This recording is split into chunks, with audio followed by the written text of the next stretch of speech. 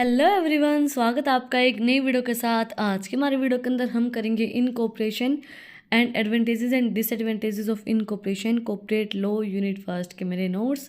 जो हमारी पिछली वीडियो थी उसके अंदर हमने किया था टाइप्स ऑफ कंपनी। अगर आपने वो वीडियो नहीं देखी है तो उसका लिंक डिस्क्रिप्शन में है, आप लोग जाके चेक कर सकते हैं। और अगर आप चैनल पे नए हैं तो सबसे पहले चैनल को जाके सब्सक्राइब करें, बेल आइकन प्रेस करें फॉर न्यू अपडेट्स। तो आज के वीडियो को हम स्टार्ट करते हैं। The terms company as the companies act 2013 under the section 220 is divided as a company under the companies act 2013 और and previous company law. Company जो होती है वो एक आर्टिफिशियल पर्सन होती है जो लॉ के द्वारा हम क्रिएट करते हैं। A company is a artificial person in that since it is created by a process of law, not the natural breath, and it is not an natural person like human.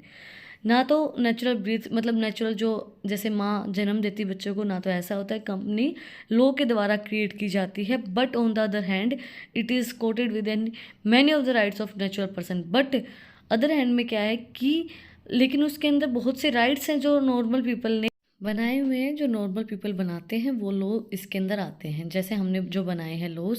Next है advantages of incorporation of a company. Incorporation of a company brings many advantages like a company can own property. Company की खुद की एक property होती है। It can be sue and be sued, it has a separate legal entity from its members etcetera.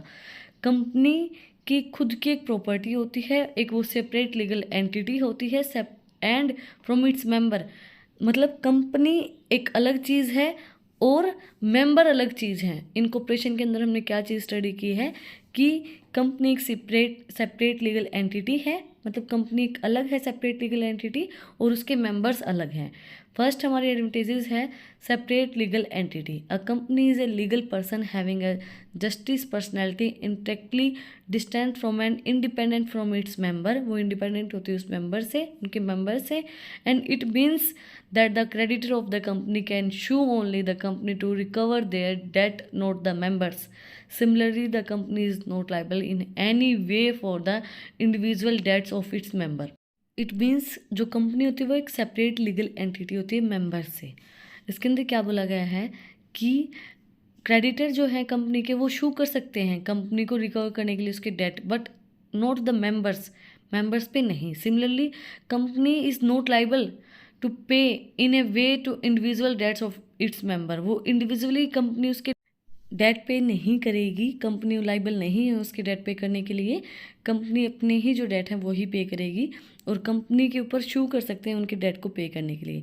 Next है perpetual existence session. A company has a perpetual sessions and is independent of the life of its member.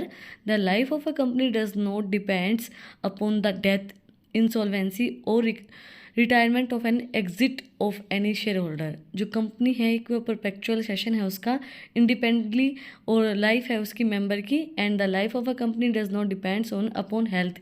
वो जो life है company की वो उनकी health के ऊपर depend नहीं होती है, वो इंसॉल्वेंसी के ऊपर डिपेंड होती है, रिटायरमेंट के ऊपर डेथ होती डिपेंड होती है, एंड अगर कोई शेयर होल्डर एग्जिट कर जाता है उसके ऊपर डिपेंड होती है। परपेचुअल सेशन दस means that in the speed of any change in the membership of the company, जो मेंबरशिप ऑफ द कंपनी के अंदर कोई चेंज हो रहा है, कोई रिटायर हो रहा है, किसी की डेथ हो रही है, तो जो एग्जिस्टेंस है कंपनी का वो इफेक्ट नहीं होगा उससे। Since the company is created by law, क्योंकि जो कंपनी लॉ से क्रिएट की गई है, and only law alone can dissolve it, और लॉ ही उसको ख़त्म कर सकते हैं, लॉ से ही कंपनी अफेक्ट होगी। नेक्स्ट है कॉमन सील। देखो कंपनी एक कॉमन उसकी सील लगती है। देखो कोई भी ब्रांड होता है, कोई भी हमारा प्रोडक्ट होता है किसी भी कंपनी का, तो उसके ऊपर एक कॉमन सील होती है, कॉमन एक पैकेजिंग होती है कि भाई ये हमारी कंपनी के। बट कंपनी उसके ऊपर साइन नहीं करती है, कोई डॉक्यूमेंट कंपनी साइन नहीं करती है। A company being an artificial person can sign है डॉक्यूमेंट फॉर इट सेल्फ। वो खुद साइन नहीं कर सकती है। It cannot act on the itself, वो खुद का एक्ट नहीं कर सकती है। And it acts through the natural person, वो नेचुरल पर्सन से एक्ट करवाती है। जैसे हमारे जो बोर्ड ऑफ डायरेक्टर्स होते हैं और जो हमारे डायरेक्टर्स होते हैं वो उस काम को करते हैं, वो साइन करते हैं, बट जो कंपनी वो खुद साइन नहीं करती है, वो एक आर्टिफिशियल पर्सन होती है जिसकी एक कॉमन सील उसके ऊपर लगी होती है।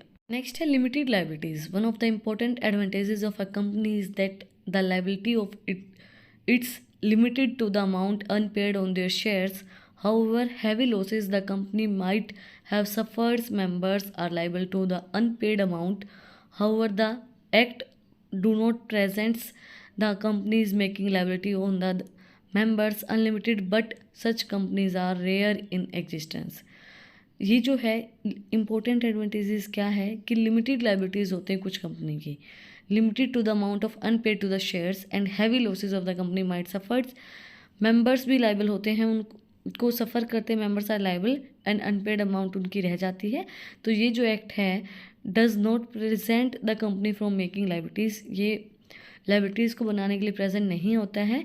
And on their members limited liability and such companies are rare in existence, ये जो कंपनियां होती हैं ये रेयर होती है एग्जिस्टेंस के अंदर। नेक्स्ट है separate property. A company being a legal person can hold purchase and sell property on its own name. A member of the company does not have great light of the ownership of the property acquired of the company. The property of a company should be used for the purpose of company, not for the personal use of its members of director. जो company है वो एक legal person होता है, वो hold कर सकता है, परचेज कर सकता है प्रॉपर्टी अपने नाम पे। जैसे क्या होता है कि कंपनी के नाम पे हम बहुत सी चीज़ें खरीद लेते हैं, कंपनी के नाम पे हमें लोन भी मिल जाता है, कंपनी के नाम पे हम डीडी भी हम कर सकते हैं। तो उसी तरीके से जो हमारा डिमांड ड्राफ्ट होता है वो भी हम कंपनी के नाम पे बनवा सकते हैं। तो वो कंपनी परचेज कर सकती है प्रॉपर्टी को, बट जो ओनर्स हैं, जो हमारे डायरेक्टर हैं, वो उसको पर्सनल यूज़ के लिए नहीं यूज़ कर सकते, और ना वो खुद के लिए मतलब ना उसको एक्वायर कर सकते हैं, ना उसको यूज़ कर सकते हैं पर्सनल यूज़ के लिए। नेक्स्ट है disadvantages of incorporation of company. Loss of privacy, privacy आपकी नहीं रहती है। A public company has published all the accounts, capital structure, changes in assets, means of meetings, interest of director, MOA, AOA with registrar.